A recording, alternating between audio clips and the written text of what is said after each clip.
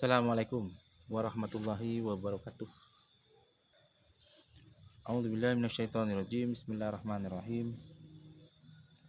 Rabbi shrah li sadri wa yassir li amri wa halul 'uqdatam min lisani yafqahu qawli. Amma ba'du. Teman-teman, sahabat-sahabat semuanya dimanapun kita berada ya, mudah-mudahan sehat selalu dalam lindungan Allah Subhanahu wa taala. Yang menyimak dan yang menyampaikan mudah-mudahan terjadi amal jariah, amal yang selalu kelimpahan rahmat, kelimpahan ampunan dari Allah Subhanahu wa taala. Amin ya rabbal alamin. Alhamdulillah teman-teman ya, sekarang sudah memasuki bulan Ramadan hari ke-20. Nanti malam kita akan menyambut malam 21. Akan menyambut malam 21. Nah, fadilah sholat tarawih pada malam ke-21 ini adalah Allah akan membangunkan rumah di surga. Jadi fadilahnya dan keutamaannya sholat tarawih pada malam ke-21 yaitu Allah akan membangunkan rumah, dan rumah itu dalam surga. Subhanallah. Betapa bahagianya, betapa senangnya dibangunkan rumah oleh Allah, dan rumah itu dalam surga. Jangankan dibangunkan rumah ya, dimasukkan surga saja, diampuni oleh Allah, itu sudah bahagianya alhamdulillah ya. Nah, senangnya alhamdulillah. Tapi itu dibangunkan rumah di dalam surga oleh Allah Subhanahu wa taala. Ini hal yang luar biasa dan pahalanya luar biasa, mulai dari awal Ramadan sampai akhir Ramadan. Ini pahala salat tarawih subhanallah luar biasa. Hari pertama sudah diampuni oleh Allah.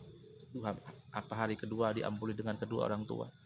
Kalau itu semua langkah, semua perjuangan, semua niat ini bersamaan dengan ridho Allah Subhanahu wa taala, beruntunglah hamba-hamba Allah yang bisa melakukan itu semua, karena ini merupakan awal dan pondasi kita untuk menuju ridhonya Allah Subhanahu wa taala. Kalau Allah sudah ridho ya, kalau Allah sudah ridho, kalau Allah sudah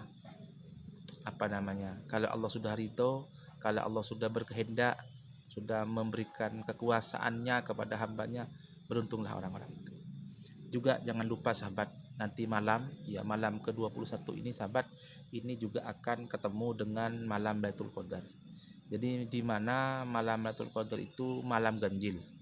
Insya Allah juga akan terjadi pada malam ke-21, malam ke-23, malam ke-25, ke-27 dan ke-29. Malam Lailatul Qadar itu malam apa? Malam Lailatul Qadar itu adalah malam di mana suatu malam Allah akan memberikan pahala 1000 bulan. Jadi satu beribadah itu sama dengan 1000 bulan. Jadi mudah-mudahan kita ketemu dengan malam Lailatul Qadar, tapi ketemunya bukan Laila ya. Kalau Laila kerudungnya kerudung kuning, kerudungnya kerudung merah. Jadi mudah-mudahan ketemu dengan Lailatul Qadar, dan Lailatul Qadar itu Allah memberikan pahala satu kali ibadah sama dengan pahalanya dengan 1000 bulan, beribadah dengan 1000 bulan. Luar biasa. Mudah-mudahan kita ketemu dengan malam Lailatul Qadar, dan Lailatul Qadar itu ciri-cirinya kita akan datang pada saat mulai tanggal 21 ke atas.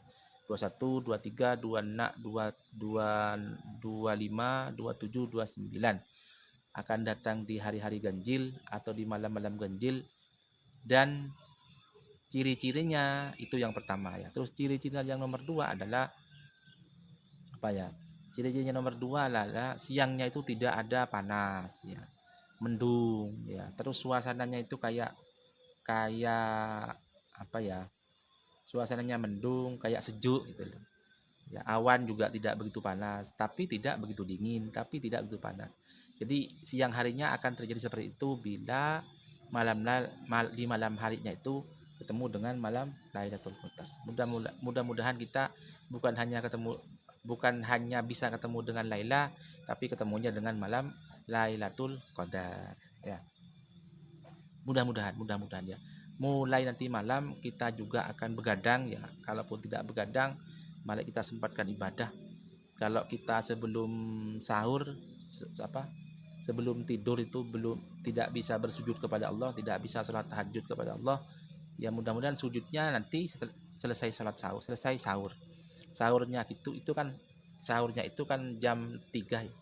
Jadi sahurnya itu jam 3, selesai sahur itu 10 menit, 15 menit selesai, langsung kita bersujud kepada Allah, langsung kita salat tahajud kepada Allah.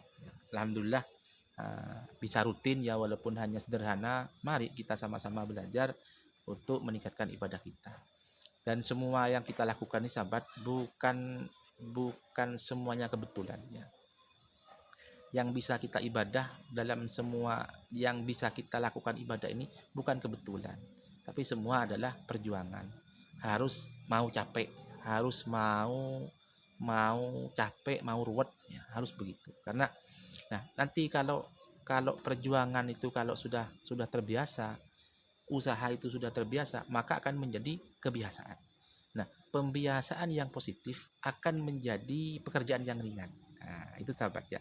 Jadi pekerjaan yang sulit pun kalau sudah menjadi pembiasaan, maka juga akan menjadi sesuatu yang ringan. Nah, kalau sudah pembiasaannya akan menjadi ringan, tidak ada beban dalam diri kita. Kalau sudah tidak ada beban melakukan kebaikan, maka beruntung kita bisa melakukan kebaikan-kebaikan. Bisa melakukan bisa melakukan hal-hal yang positif yang tanpa kita suruh. Kenapa? Sudah terbiasa. Baik jiwa sudah terbiasa, baik langkah-langkah yang terbiasa, bahkan setiap hari ini terbiasa. Sholat tepat waktu, puasa kita, ibadah kita, sholat tahajud, ya amal-amal sedekah yang bisa kita berikan orang lain, itu menjadi terbiasa. Nah, kan ketika sudah terbiasa melakukan hal-hal yang positif, maka itu juga nanti akan dibawa mati kita. Jadi kalau kita mau mati, itu biasanya juga hal-hal yang positif akan sering kita lakukan. Pembiasaan yang kita lakukan selama masih hidup, selama masih sehat, juga akan kita lakukan ketika kita mau mati. Ya, kenapa? Karena terbiasa, tanpa disuruh, spontanitas sahabat, spontanitas. Dan itu sudah banyak terbukti dari teman-teman dan sahabat-sahabat yang lainnya, bahwa pembiasaan yang positif akan menciptakan pembiasaan yang berkelanjutan, yang istiqomah, yang nantinya juga akan kembali kepada kita. Jadi kalau sudah terbiasa enak sahabat, sudah terbiasa enak.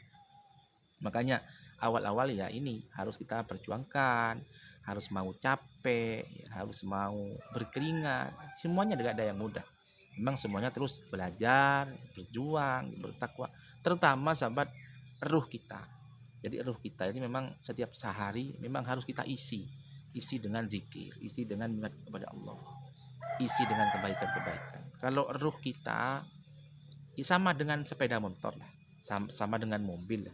Kalau mobil, sepeda motor kita mau jalan kemana saja, kalau tidak ada bensinnya kan tidak bisa jalan, tidak ada solarnya kan tidak bisa jalan. HP saja gak ada datanya, tidak bisa connect kan, tidak bisa. HP tidak ada pulsanya juga tidak bisa jalan, tidak ada datanya juga tidak bisa koneksi. Nah, mungkin manusia juga akan begitu sahabat. Jadi kalau manusia itu juga butuh asupan gizi, asupan kekuatan, asupan energi ubudiyahnya, hubungan kita kepada Allah Subhanahu wa taala. Nah, kalau itu sudah terbiasa, maka akan mudah oleh Allah diberikan kekuatan berupa hidayah, berupa iman, berupa Islam.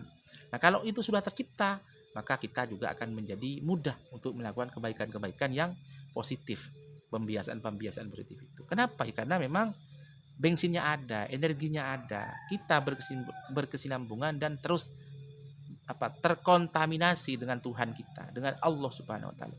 Kalau kita menjauh, tidak ada energi, tidak ada terkontaminasi, lupa kepada Allah, ya terputus. Jadi min plusnya kalau sudah terputus, semakin jauh, maka juga akan semakin jauh juga dari rahmatnya Allah, hidayah Allah, pertolongan Allah.